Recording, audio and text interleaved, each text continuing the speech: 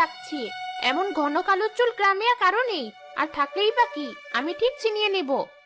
শাকচুন্নি যখন মনের আনন্দে বটগাছের চূড়ায় বসে পা ঝুলিয়ে নিজের চুল বাতাসে উড়াচ্ছিল, ঠিক তখনই গ্রামের মেয়ে রিমি আর তিন্নি সেদিকে আসছিল। ওদিকে আমি যাব না, শুনিসনি? ওই বটগাছের চূড়ায় নাকি এক ভয়ঙ্কর শাকচুন্নি থাকে।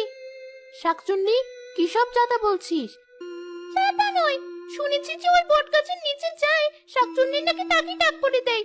আমি যাব না ওদিকে, তাহলে আমার এই ছোট চুলও কেড়ে নেবে ওই শাকচুন্নি। যত সব আজগুবি কথা, আমার মাথায় তো তোর চেয়েও অনেক লম্বা চুল। কই, আমি তো ভয় পাচ্ছি না। এসব হচ্ছে গ্রামের মানুষের মন গড়া কথা। না রিমি, মন গড়া কথা না, সত্যি ওই কাছে শাকচুন্নি আছে। তোর যদি যেতে ইচ্ছে করে তুই যা, আমি যাব না। ধুর, আজও যেতে পারলাম না ওদিকে, কিন্তু একদিন আমি ঠিক যাব ওখানে। আমিও দেখতে চাই কি আছে ওই বটগাছে। রিমিও নিজের বাড়ির দিকে রওনা হয়। তখনই শাকচুন্নির চোখ গিয়ে পড়ে রিমির দিকে। আরে, কে ওই মেয়েটা? এদিকে এসে আবার চলে গেল উল্টো দিকে। অমন ঘন কালো লম্বা চুল মেয়েটার মাথায়। আমি তো ভেবেছিলাম গ্রামে আমার চেয়ে ভালো চুল কারো মাথায় নেই।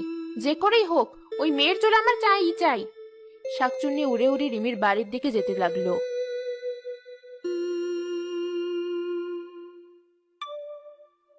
এই তো মেয়েটা এই বাড়িতে ঢুকছে, তার মানে এটাই ওর বাড়ি। যে করেই হোক মেয়েটাকে বটগাছের নিচে নিয়ে যেতে হবে। ততক্ষণ আমি না হয় এই তাল গাছেই থাকি। মা, ওই দেখো, তোমার বড় মেয়ে এতক্ষণে বাড়ি ফিরলো। এই বর্ধপুরেও টোটো না করে ওর হচ্ছে না। তুই আবার কি শুরু করলি? নিজের বড় বোনকে কেন তুই এত হিংসা করিস? হিংসে না ছাই, কি এমন আছে তোমার মেয়ের যে হিংসে করব?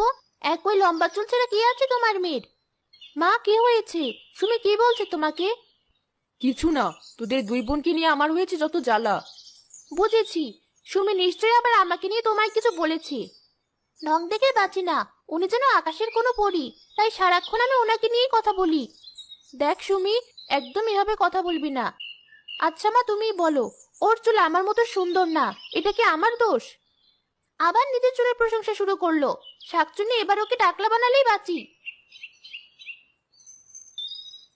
দেখেছো মা, ও একদম আমায় সহ্য করতে পারে না, সারাক্ষণ আমায় হিংসে করে। হয়েছে, তুমিও কম যাও না কোনো অংশে। এবার যাও, বাবাকে ডেকে আনো, তোমাদের খেতে দিয়ে আমি উদ্ধার হই। মায়ের কথায় রিমি তার বাবাকে ডাকতে চলে গেল। অন্যদিকে তাল গাছের চূড়ায় বসে থাকা শাকচুন্নি সব শুনলো। চলে চলে এদেরও তো কম হিংসা নয়, কিন্তু মেয়েটার চুল নিতে হলে ওকে তো আমার বটগাছের নিচে নিতে হবে। বুঝেছি, ওই ছোট বোনটাকে বাগে আনতে হবে, তাহলেই কেল্লা ফতে। শাকচুন্নি আবার মনের আনন্দে বাতাসে চুল দোলাতে লাগলো।